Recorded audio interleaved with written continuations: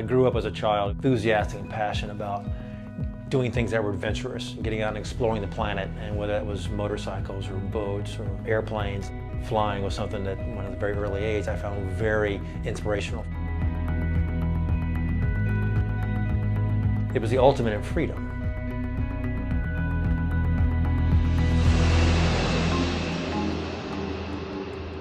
Aviation today is really about moving your body from A to B.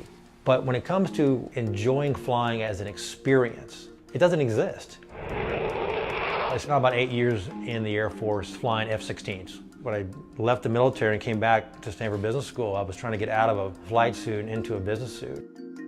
I happened to notice one day in a magazine a little obscure rule change. And it was the FAA saying that they were going to announce a new class of airplane called light sport airplanes, and a new class of license called the sport pilot. And the concept was to finally make airplanes accessible to the average human being, make them safe and affordable, and a license that you could get in a matter of a couple of weeks. So there was a moment where I realized what aviation could be.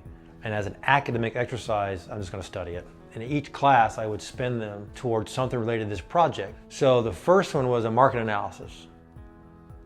And an aha was, whoa, there's a big market here, bigger than I expected. The other aha moment was, if a startup does not do this, it likely will not materialize. I had a business plan and I had thrown the switch to on.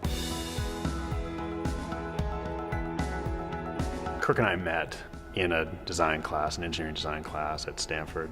And every project we had, Kirk found a way to turn that project into some kind of aviation experience. We actually reconnected later on when I was teaching product design at Stanford and he was back at the GSB. We reconnected over lunch. During lunch, it hit me.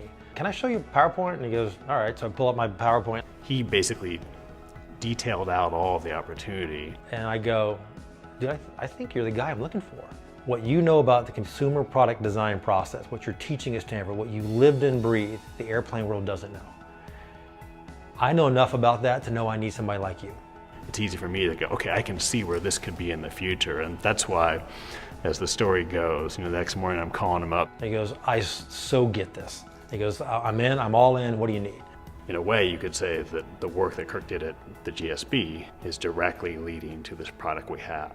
That's the beginning of the DNA of the company. If you want to take advantage of this recreational opportunity, the best way to do that is to bring recreational flying to the forefront and really make a power sport out of aviation.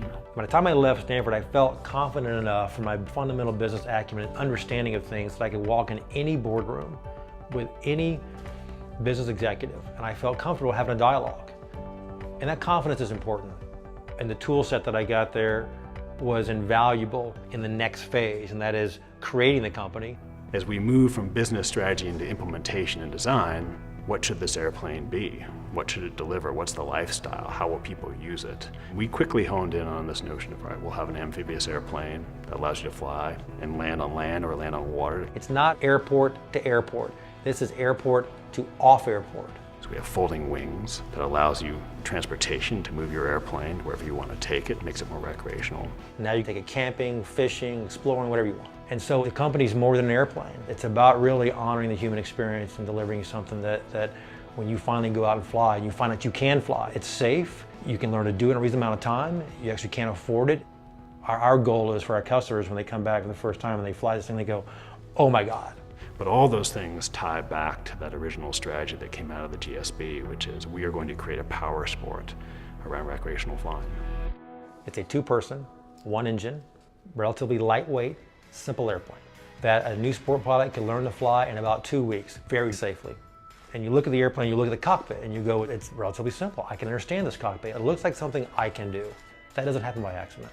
It happens by people who understand that process. The design process at Icon is really based on what we learned at Stanford, and that's the classic ideate, build, test, and repeat. And you learn from that testing, and then you go back and you iterate that process again. We're the first conventional aircraft that's met the full FAA spin-resistant standard. So what that means for you is it's very safe.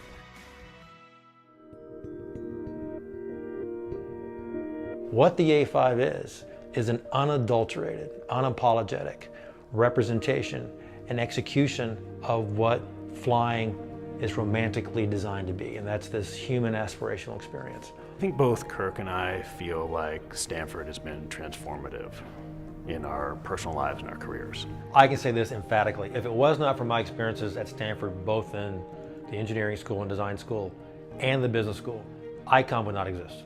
All of the sort of Stanford networks and connections and influencers that we still rely on today, it's easy to say that without those Stanford experiences, ICON would not have been an idea, and it certainly wouldn't have reached the place where it is today. I feel indebted because that experience was critical to where we have come from today and where we're going in the future.